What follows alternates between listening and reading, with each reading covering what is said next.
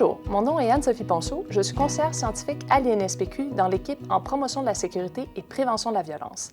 Aujourd'hui, je suis accompagnée de mes collègues Dominique Gagné et Maude Lachapelle et nous allons vous présenter les travaux que nous avons menés en prévention de la violence au Québec.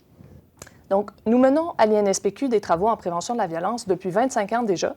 Aujourd'hui, nous allons vous présenter les travaux que nous avons menés qui visent à modifier la norme sociale pour prévenir la violence au Québec. Donc, nous allons aborder les 5 grandes questions que vous voyez à l'écran. Premièrement, pourquoi s'intéresser à la violence en santé publique? Bien, on sait que la violence a des répercussions sur les personnes qui en sont victimes, sur les personnes qui posent des gestes de violence et sur leurs proches. Mais la violence a également des répercussions sur le bien-être et la santé de la population. C'est pourquoi on dit que la violence n'est pas un problème d'ordre privé, mais bien un enjeu collectif.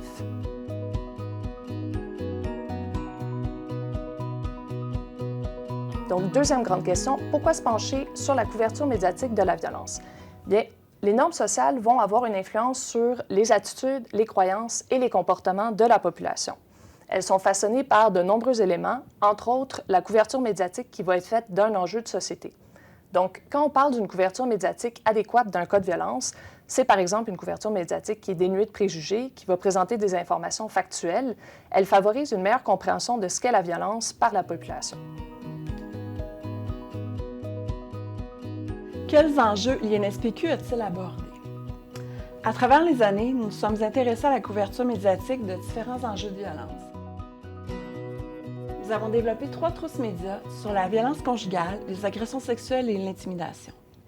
Chacune de ces trousses comporte une section portant spécifiquement sur les pratiques à privilégier en matière de couverture médiatique de l'enjeu ciblé et comprennent également des informations visant à mieux comprendre la problématique, par exemple des facteurs de risque, des statistiques, des mesures de prévention et des conséquences sur la santé.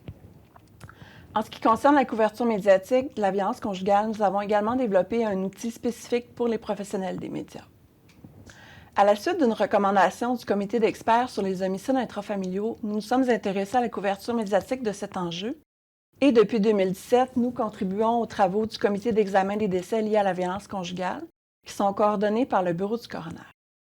Finalement, à la demande du directeur national de santé publique, à la suite de la tuerie de la mosquée de janvier 2017 à Québec, nous nous sommes intéressés au traitement médiatique des tueries de masse. Donc, la 4e question qu'on s'est posée est « Comment collaborer nous a permis de mieux avancer? » Donc, le meilleur exemple de ça est le rapport québécois sur la violence et la santé.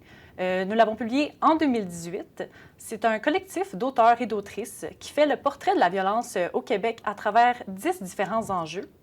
Notre rapport il fait écho au rapport mondial sur la violence et la santé de l'Organisation mondiale de la santé qui a été publié en 2002. Suite à la publication de notre rapport, le directeur national de santé publique a aussi publié un rapport sur la prévention de la violence au Québec. Ce rapport-là invite aussi à adopter une vision d'ensemble de la violence afin de la prévenir de manière concertée. Donc, tous les travaux qu'on a réalisés dans les dernières années, puis les collaborations aussi qu'on a eues, nous a permis de développer notre expertise et aussi d'être reconnus comme un acteur clé en prévention de la violence au Québec. Donc, en plus des thématiques qu'on vous a déjà présentées, dans les prochaines années, on va travailler sur d'autres enjeux de violence, comme par exemple la sécurité et le sentiment de sécurité des femmes, l'agisme, les dévoilements de violences sexuelles sur les médias sociaux et aussi la violence en contexte sportif vécue par les jeunes. Donc, si vous voulez consulter nos publications, on vous invite à consulter le site web de l'INSPQ. Merci.